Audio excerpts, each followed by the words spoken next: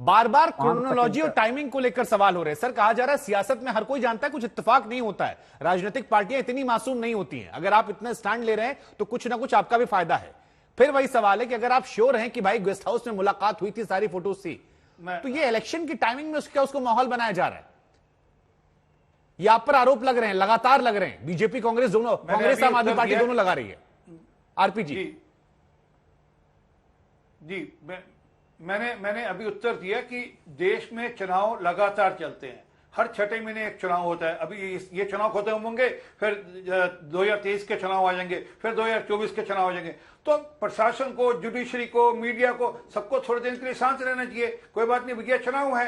अरे वो चिट्ठी जब उससे चुनाव है तभी तो प्रधानमंत्री कह रहे हैं ना सर, मोरबी से आरपी जी, तभी तो प्रधानमंत्री जी को कहना पड़ रहा है सबसे कट्टर ईमानदार जो हैं वो सबसे भ्रष्ट हैं।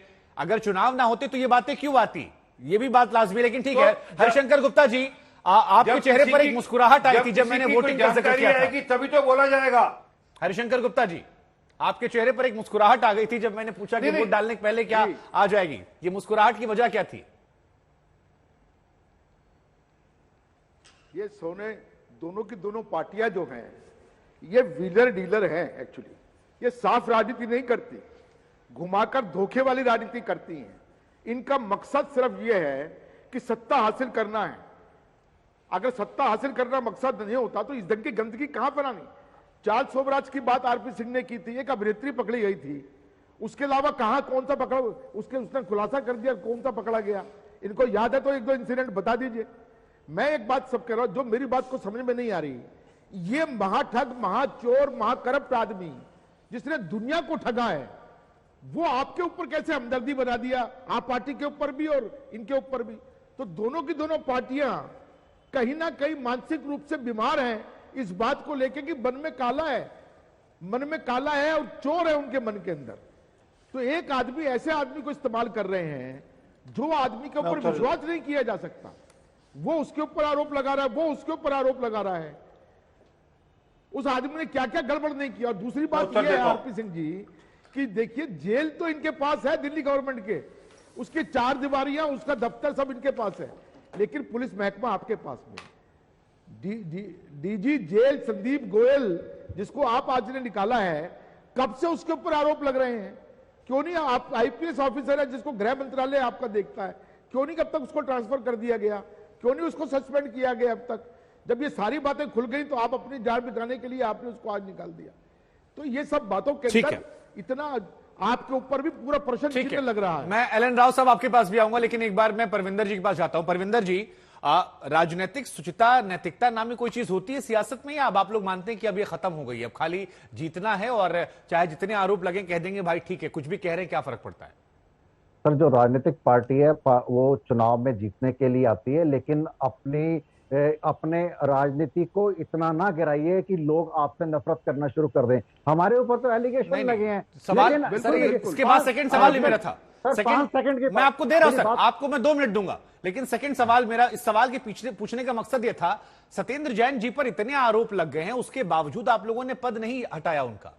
एक व्यक्ति जिस पर हिंदुओं के खिलाफ बोलने का आरोप था, उसका इस्तीफा मंजूर कर लिया, लेकिन भ्रष्टाचार जो आपकी सबसे बड़ी यूएसपी थी, जिसको आधार बनाकर आपने दिल्ली से लेकर पंजाब में सत्ता हासिल की, इतने गंभीर आरोप अलग अलग बार लग रहे हैं, जेल में बंद हैं, लेकिन फिर भी आप लोगों ने पद से नहीं हटाया। तो ये क्या है? क्या राजनीतिक शुचिता या नैतिकता नाम की कोई चीज आम आदमी पार्टी में नहीं बची है? नहीं, हमारे ऊपर तो एलिगेशन लगे। मैं भारतीय जनता पार्टी और आरपी सिंह जी से पूछना चाहता हूं, एक क्रिमिनल, एक जो फिरौती लेने वाला आदमी है, ये नेशनल टीवी पे बैठ के उसको एडवोकेट कर रहे हैं, उसकी बातों की गारंटी ले रहे हैं कि वो सही बोल रहा है। इनकी क्या सांठगांठ है? दूसरी बात आप कह रहे हैं राजेंद्र गुप्ता जी की। राजेंद्र गुप्ता जी वहां पे जहां पे बौद्ध धर्म का कन्वर्जन हो रहा था, बौद्ध भिक्षु दीक्षा दे रहे थे। मेरा मसला राजेंद्र गुप्ता नहीं है, मेरा मसला ये कि धर्म वाले विवाद पे इस्तीफा मंजूर कर लिया, जहां भ्रष्टाचार का था वहां मंजूर नहीं किया। भ्रष्टाचार को लेकर मेरा सवाल है।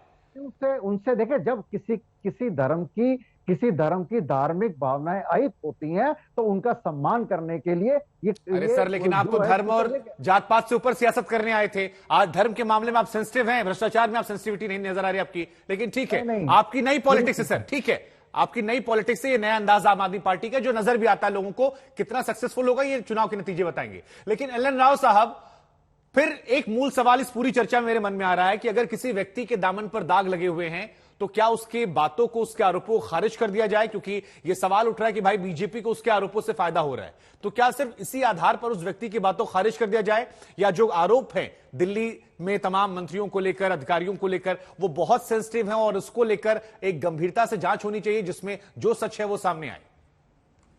देखिए, इससे आरोपों कैसे किस आदमी ने लगाए उससे कोई मतलब नहीं है। नो डाउट वो एक कॉनमैन है, लेकिन उसने कोई आरोप लगाए हैं तो उनकी जांच होना बहुत जरूरी है। और उस जांच में ये पता लगा कि उसकी आरोप सही है तो जिसके खिलाफ आरोप लगाए उसके खिलाफ कार्रवाई हो।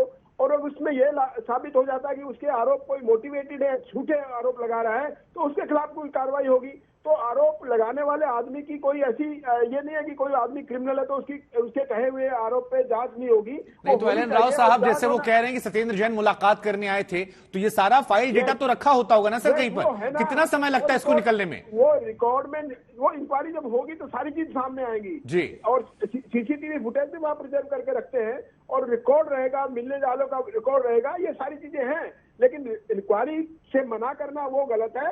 इंक्वायरी होना चाहिए, चाहे वो क्रिमिनल है, चाहे वो कॉनमैन है, चाहे वो कोई किसी प्रकार का बदमाश है, उसकी इंक्वायरी होना बहुत जरूरी है। और इंक्वायरी करने के बाद ही तो पता लगेगा।